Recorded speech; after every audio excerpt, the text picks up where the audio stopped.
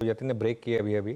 Vodafone idea, ध्यान रखिएगा, अभी अभी ईजीएम से उनको अप्रूवल मिला था 20,000 करोड़ तक रेज करने के लिए। अब यहाँ पर चर्चा यह है कि कैसे ये पैसा रेज होगा, क्या प्रेफरेंशियल होगा, राइट्स होगा, कॉम्बिनेशन होगा या एफपीओ होगा।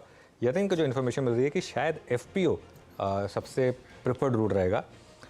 यतिन, गुड आफ्टरनून, बताइए एग्जैक्टली इन्फॉर्मेशन क्या है और कब तक आने की ये एक्सपेक्टेशन है यहाँ पर। Good afternoon. और अनुज जी, जैसे आपने ओपनिंग रिमार्क्स में कहा कि rights issue, preferential issue, FPO कौन सा रूट होगा, इस पे ऑब्वियसली बोर्ड एक कंटेम्पलेशन कर रहा है। ऑब्वियसली कॉम्बिनेशन से भी ये फंड रेज हो सकता है। लगभग 20,000 करोड़ रुपए का फंड जुटाने की योजना कंपनी ने बनाई है, लेकिन अभी तक का जो फीडबैक और अभी तक का जो बोर्ड का बायस है वो है एफपीओ लाने का। एफपीओ यानी फॉलो ऑन पब्लिक इशू, और ये एफपीओ की साइज लगभग 15,000 करोड़ तक हो सकती है, ऐसा सूत्र हमको अभी जानकारी दे रहे हैं। ऑब्वियसली अभी ही ईजीएम में शेयर होल्डर्स ने 20,000 करोड़ तक का जो फंड रेजिंग का प्रपोजल है वो अप्रूव कर दिया है। राइट्स इशू में एक दिक्कत है क्योंकि सरकार के पास एक मेजॉरिटी बड़ा स्टेक है, वो कीन नहीं है राइट्स इशू में पैसा लगाने के लिए। और प्राइसिंग, अगर हम प्राइस बैंड की बात करें तो एफपीओ में काफ़ी फ्लेक्सिबिलिटी होती है और काफ़ी सारे इंस्टीट्यूशनल इन्वेस्टर्स आकर्षक दामों में यहाँ पार्टिसिपेट कर सकते हैं। तो कहीं ना कहीं एफपीओ का रूट जो है वो प्रेफर किया जा रहा है अभी। इन्वेस्टर्स और जो इन्वेस्टमेंट बैंकर्स हैं, यहाँ से फीडबैक आ रहा है कि 1 से 2 हफ्ते के भीतर ही वोडाफोन आइडिया अपनी जो एफपीओ की तैयारी है वो पूरी कर लेगा और लॉन्च भी बहुत ही नियर टर्म में अप्रैल के महीने में ही होता हुआ आपको नज़र पड़ सकता है। ऑब्वियसली कंपनी अपने 4G और 5G केपेक्स के लिए धनराशि जुटाना चाहती है, थोड़ा बहुत डेट भी रिटायर करना चाहती है, लेकिन ज़्यादातर पैसा जो है वोडाफोन आइडिया अपने केपेक्स प्लान में लगाना चाहता है ताकि वो सब्सक्राइबर लूज़ करना कम करें। लेकिन जब हमने कांटेक्ट किया वोडाफोन आइडिया को, किसी प्रकार की वहाँ टिप्पणी नहीं आई। लेकिन एक बात लगभग तय है कि बहुत जल्द आप एफपीओ वोडाफोन आइडिया की तरफ से आता हुआ देख सकते हैं। यतिन, रफली कितना बड़ा पार्टिसिपेशन आ सकता है बाहर के निवेशकों की तरफ से? शायद वो एक क्रूशल पॉइंट रहेगा। और जब भी फंड रेज की बात हुई थी तब यही बातचीत हो रही थी कि क्या प्रोमोटर्स इसमें पार्टिसिपेट करेंगे? बिल्कुल।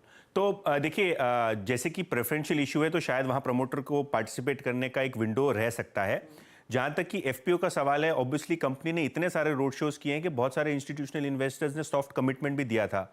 और अगर आप जो असीम की खबर थी और इसके पहले भी बहुत सारी मीडिया रिपोर्ट्स आई थी, वो ये कह रही थी कि इनको 1 से 2 बिलियन डॉलर का काफ़ी सॉफ्ट सपोर्ट आया था क्यूआईपी इन्वेस्टर्स के जरिए, इंस्टीट्यूशनल इन्वेस्टर्स के जरिए। यूएस के भी कुछ फंड्स हैं जिन्होंने इंटरेस्ट दिखाया था, ऐसा न्यूज़ रिपोर्ट सजेस्ट कर रहे थे। तो अभी कहना मुश्किल है कौन कौन से फंड्स पार्टिसिपेट करेंगे, लेकिन हाँ, शायद कंपनी को कॉन्फिडेंस होगा कि पार्टिसिपेशन मिलेगा और एफपीओ रूट एक ऐसा रूट रहेगा वो काफ़ी अच्छा रहेगा जहाँ से कंपनी रिटेल निवेशकों को भी ऑनबोर्ड कर सकती है और इंस्टीट्यूशनल इन्वेस्टर्स को भी ऑनबोर्ड कर सकती है। बिल्कुल यतिन, बहुत बहुत शुक्रिया। आप ध्यान रखें, ये सोर्स बेस्ड इन्फॉर्मेशन है और एक ऐसा स्टॉक जो काफ़ी वॉलेटाइल है, तो अगर आप कोई भी इस पर ट्रेड ले रहे हैं तो अपने फाइनेंशियल एडवाइजर से पूछ के लीजिएगा। लेकिन जैसे यतिन की इन्फॉर्मेशन है कि ये शायद एफपीओ एक प्रेफर्ड रूट रहे। एफपीओ में एक एडवांटेज ये भी होता है कि वो प्राइस का रिस्ट्रिक्शन नहीं होता। क्यूआईपी में आपको एक पर्टिकुलर सेबी डिटरमिन्ड फार्मूला से प्राइस लेना होता है, और अगर वो प्राइस हो तो शायद ही कोई इन्वेस्टर लगाएगा पैसा। एफपीओ में आप एटलीस्ट एक डिस्काउंट दे सकते हैं। अगर एफपीओ आएगा फॉर एग्जांपल तो 11 रुपये पे आएगा, 10 से 11 रुपये के बीच में अगर एफपीओ आ रहा है तो एटलीस्ट इन्वेस्टर के पास एक कोई इंसेंटिव होना चाहिए कि वो उसमें लगाएगा। इसके लिए ये शायद एक प्रेफर्ड ऑप्शन रहेगा। गौरांग, आपका क्या व्यू रहेगा वोडाफोन आइडिया पर? अनुज भाई, 20,000 करोड़ और कहाँ 2 lakh crore debt balance sheet पर, जो आंकड़ा मेरे पास पिछली जानकारी है, क्या करेंगे आप मुझे ये समझाइए। और आप महीने दर महीने 10-10 लाख, 15-15 लाख उपभोक्ता जियो को और भारती को भेंट के रूप में दे रहे हैं। आप अभी भी 4G टेक्नोलॉजी में जूझ रहे हैं सेवा उपलब्ध कराने के लिए। मेरा कहने का तात्पर्य ये है, ये पहले तो वोडाफोन पर कोई कवरेज नहीं, इसलिए विशेष रूप पर टिप्पणी नहीं करूंगा, ना ही हम रखना चाहेंगे। समय व्यर्थ करना नहीं चाहेंगे। मेरे ख्याल से आपको अगर सेल्युलर सर्विस प्रोवाइडर क्षेत्र में निवेश करना है तो 2 बेहतरीन कंपनी आपके सामने है। रिलायंस इंडस्ट्रीज, क्योंकि जियो का कारोबार उनके पास है, और भारती एयरटेल, जिसकी टिप्पणी अभी मैंने करी। अभी कुछ समझ में नहीं आता, 20,000 करोड़ और कहाँ 2 लाख करोड़, कोई गणित मेरे दिमाग में बैठता ही नहीं।